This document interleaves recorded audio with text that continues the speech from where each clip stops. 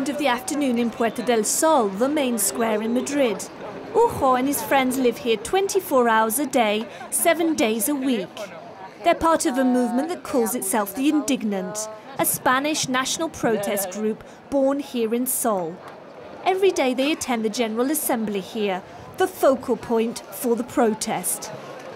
The General Assembly is where we decide whether we stay here or we go. It's where we decide the basics. It's important, the most important moment of the day. Thousands of young Spaniards have seized this public square to make a public stand. They want to change a political and economic system they feel squeezes them out of society. More than 40% of Spaniards under 30s are unemployed, double the European average. There's a lot of people unemployed. Those of us who are studying, we're joining a mass of people looking for work. Us students are really worried. I'm totally unemployed. I'm not working. I'm looking for work and I can't find any. I'm renting a flat, struggling to pay the rent, and there's a serious chance I have to return to living with my parents. This movement has developed a way of living together and taking decisions together. The objective of collective thinking is to create something. That means people with different ideas putting their energy into creating something. The group doesn't vote. Decisions are only taken when a consensus is reached. Debates last hours. I couldn't get bored with this because it interests me a lot. I've been hungry, tired, my legs ached, my ass, but I haven't got bored. I've spent years dreaming of something like this.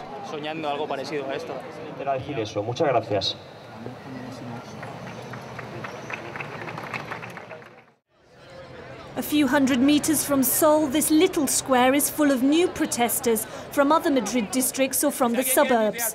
They want to start popular assemblies like the one in Sol in their local neighbourhoods. The first decision they make here is who will be responsible for running the group's social networks. Is anyone tweeting this meeting? You, are you tweeting? Yes, I am. Great, so you can tweet all our stuff from now on. We're at the first meeting of protesters from Leganés, a town in the suburbs. Victor, in the green t-shirt, was one of the first protesters at Sol. Now he's helping new recruits take the spirit of Sol beyond central Madrid. Juan José has just been given a key role to tweet about the Leganés group. It was through social networks that this movement has spread across Spain. The next morning, we're off to Leganés, south of Madrid, where some of the organisers are meeting in the central square. David is handing out posters to neighbourhood organisers. From Candil? Is anyone here from the Candil area? The goal is to pin up as many posters as possible in the town, advertising the first popular assembly of the Indignant 2 days later. I'm indignant because it's shameful what's happening in Spain. That's my opinion in any case. Let's see if I understand a bit more and get a bit more of a grip on what's going on, because I don't understand it.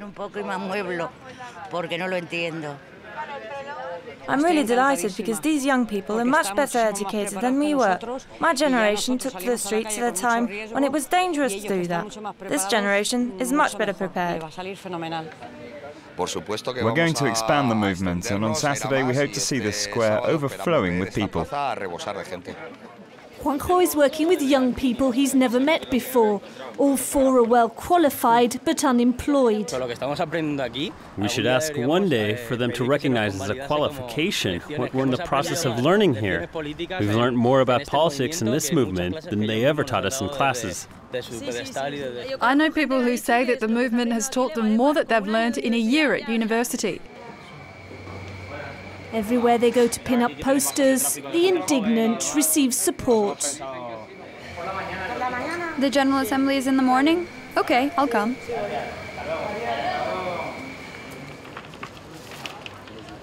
I like politics a lot. I've worked in politics, and once you're inside, you see what it's like. It doesn't impress you. It's not how I thought it should be. And I realize that what they do isn't politics. Politics is what we're doing now, here. This Spanish revolution is above all political. The protesters are angered by a system that essentially divides power between two political parties. They say the socialists and conservatives have given them little during Spain's 4 decades of democracy.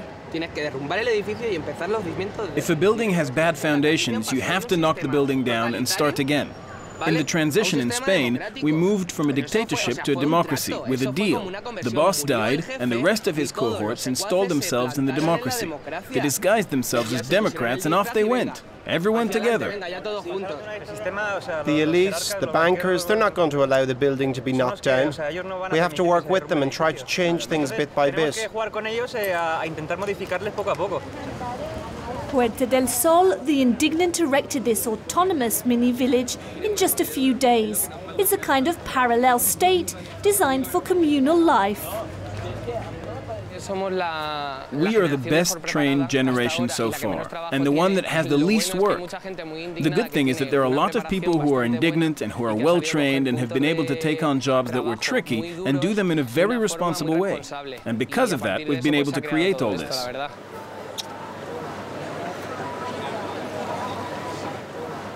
This is the plot of land that we created in the camp. It's tiny right now. From the start, here, the aim has been to create the least damage possible to the environment.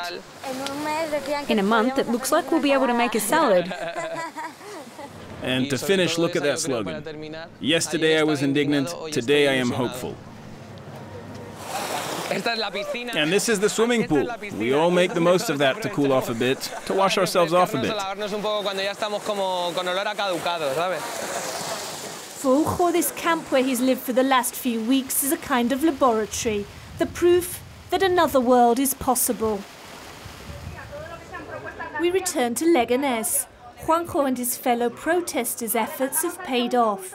The first popular assembly in this Madrid suburb has attracted several hundred people. We are an extension of Seoul. We've decided at Seoul that we should head out of Seoul and take the movement to local neighborhoods. Here we don't do democracy by voting. Our goal is to reach a consensus. If you want to applaud, this is the sign. You've seen it in the media, you put your hands up like this. If you're against something, put your hands like this. Although we are an offshoot at the start of Seoul, that doesn't mean that we have to take the same path or example. We are free citizens, and with a consensus, we are going to take our own decisions about who we are and where we want to go. The Indignant want participatory democracy without political parties, with decision-making based on popular assemblies like this one. A few days later, we attend the first meeting of the Communication Commission, which works as a sort of shadow cabinet for the Leganese movement. It's the first time the working group has met. It's developing its communication strategy based on social networks. I don't think the blog is for publishing the minutes of our meetings. It doesn't make any sense. In any case, we need to have control over what comes out. For example, if she writes something, she passes that to the staff, who puts it onto the blog and she puts it up. Those other commissions won't have a clue what has gone up. Perhaps we got very specific talking straight away about the blog. Why don't we start by talking about how we organize ourselves, who's going to do what, etc. At the alternative village at Puerta del Sol, Ujo is working on the latest communication strategy for the next few demonstrations. We're building a coffin for our rights because we haven't got any. At least they can rest in peace.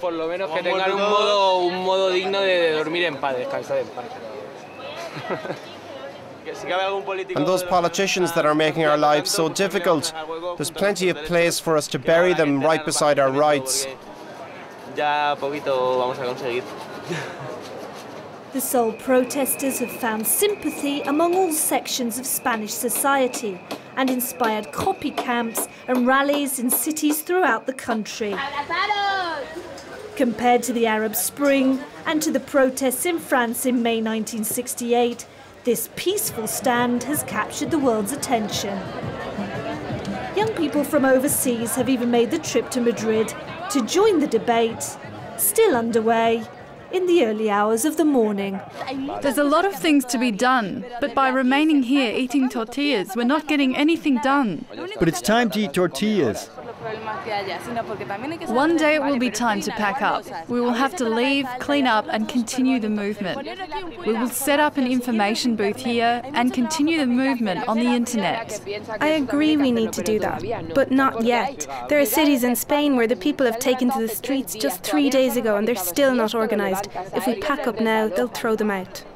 The camp is still home to dozens of protesters, and some have just arrived. We're both students and we came when we could, basically to support the cause, which we think is a just one. We have to fight for it. A friend sent me a message saying, come here, there's loads of people. We didn't know what was behind it. When we got here, we started to find out, and I said, I'm going to stay here. I came with just what I was wearing at the time, and I ended up staying with what I had on. Later, I packed a rucksack, but at the start, I just came to see how things were. I liked what I saw a lot.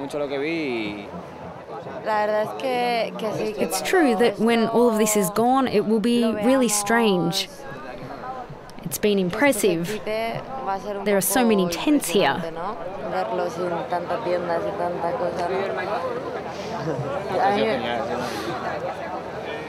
Puerta del Sol has become the symbol of a movement that is very diverse, but has struck a chord in crisis-hit Spain. A movement these young people would like to see take squares across Europe.